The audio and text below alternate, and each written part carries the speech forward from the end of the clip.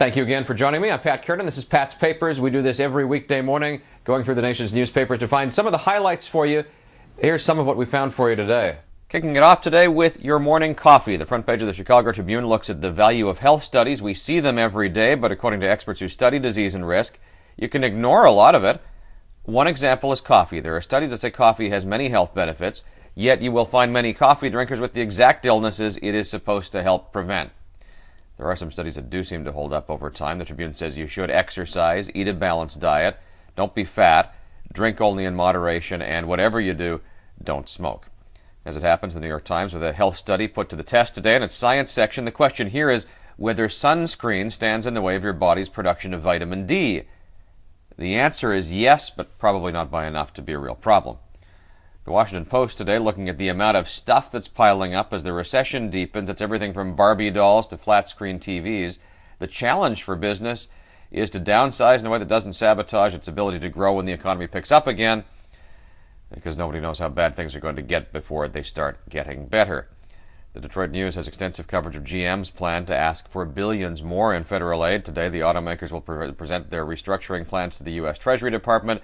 Despite long negotiations over the weekend and yesterday with the unions, neither GM nor Chrysler was expected to reach agreements on concessions with workers by today's deadline. Newspapers all over trying to figure out exactly what we could expect from various aspects of the economic stimulus bill. The Philadelphia Inquirer looks at health care for those who've lost their jobs. The man profiled in the story is Jim Bracken, whose payments rocketed to $1,300 from $300 when he lost his job.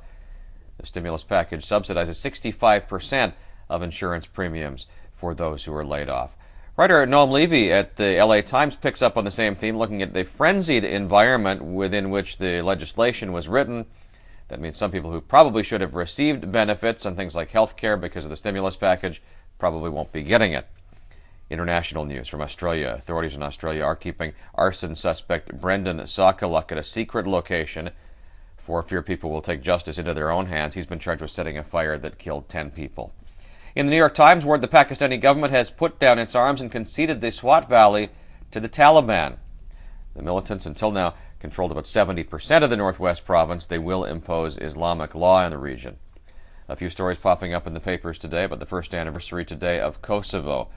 The story in the Philadelphia Inquirer says a year after the territory declared independence from Serbia, the elation has given way to frustration. Northern areas still divided between Serbs and ethnic Albanians. Crime is rampant. At least 4 in 10 people there are jobless. The Seattle Times gives some reasons to think twice before snapping a picture of a bobby next time you're visiting London. This could get you a 10-year sentence now. A new law came into effect on Monday. It's intended to prevent terrorists from taking reconnaissance shots, but photographers say the law could be misused, especially if people are taking pictures of a case of police abuse at a protest. Also from Britain, as reported in the Boston Herald this morning, more on the baby-faced father.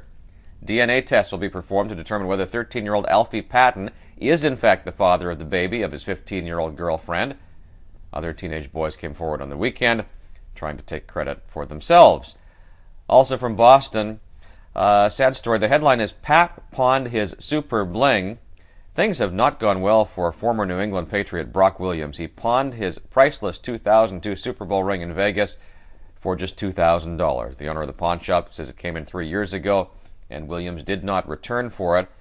The player's mother is interviewed. She says, football was his life. That's all Brock knew. I guess the money ran out. The front page story in the New York Daily News is the attack of the TV ape, a 200-pound chimpanzee that once starred in an Old Navy commercial, went on the attack in Connecticut and had to be shot by police. Travis had been with a family for 14 years and had not been violent before. A police captain says the change in behavior might have something to do with medication the chimp was receiving for Lyme disease. Finally, there will be no cackling goose this year.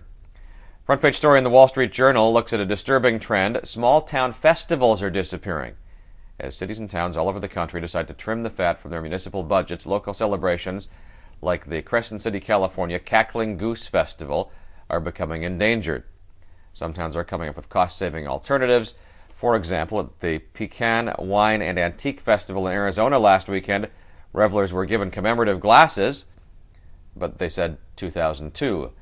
rather than 2009. And that's our report for today. I'm Pat Kiernan. Thanks for being with us today. We do this every weekday, and you can always go to patspapers.com where you will find the rundown of the stories we featured today and links you can click on to get to the individual newspapers where those stories were published.